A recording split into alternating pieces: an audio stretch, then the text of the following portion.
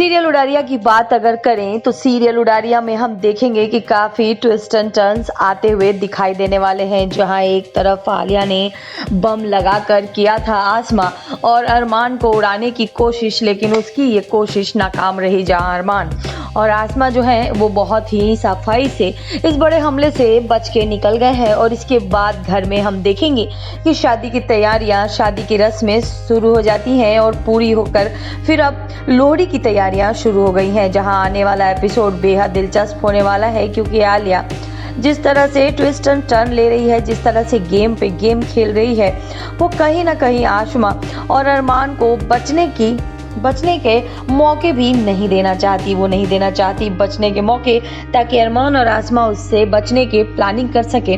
और हम देखेंगे कि किस तरह से अपने गेम में वो राजा को यूज करके राजा को आसमा के खिलाफ उठाकर आसमा को जान से मारने की कोशिश कर रही है। जहां हम देखेंगे कि किस तरह से उसने टेररिस्ट के साथ मिलकर बस को तो उड़ा दिया, लेकिन अब जब अरमान और आसमा बच गए हैं और घर में लोहड़ी की तैयारियां हो रही हैं, तो आसमा को जान से मारने की प्लानिंग की है आलिया ने। और आलिया ने कहा है कि वो कुछ ऐसा करेगी कि पूरे घर वालों की ये लोहड़ी यादगार रहेगी।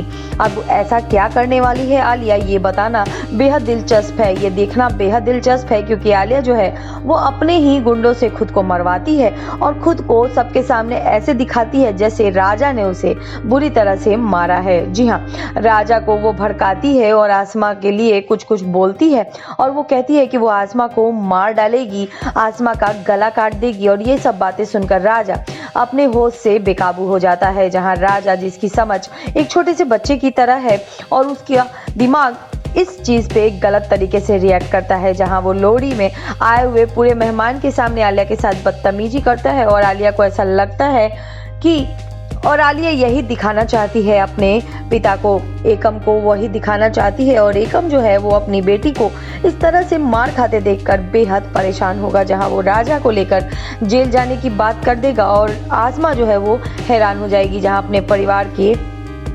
जहां हम देखेंगे कि आसमा जो है अपने पिता से कहेगी कि आप यहाँ पर एक मेहमान की तरह आए थे, पर आप ऐसे राजा को लेकर नहीं जा सकते। और सुखी जो है ये सब देखकर बर्दाश्त नहीं कर पाता है और एक बार फिर से एकम के ऊपर बंदूक तानते हुए नजर आने वाला है। अब आसमा जो है वो कैसे दोनों परिवारों को समझाएगी और उनके बीच के इस डिस्टेंस को दूर करेगी, ये देखना बेहद इंटरेस्टिंग होगा। क्या आलिया फिर से अपनी चाल में कामयाब हो पाएगी या नाकामयाब हो पाएगी, ये जानने के लिए बने रहे हमारे साथ।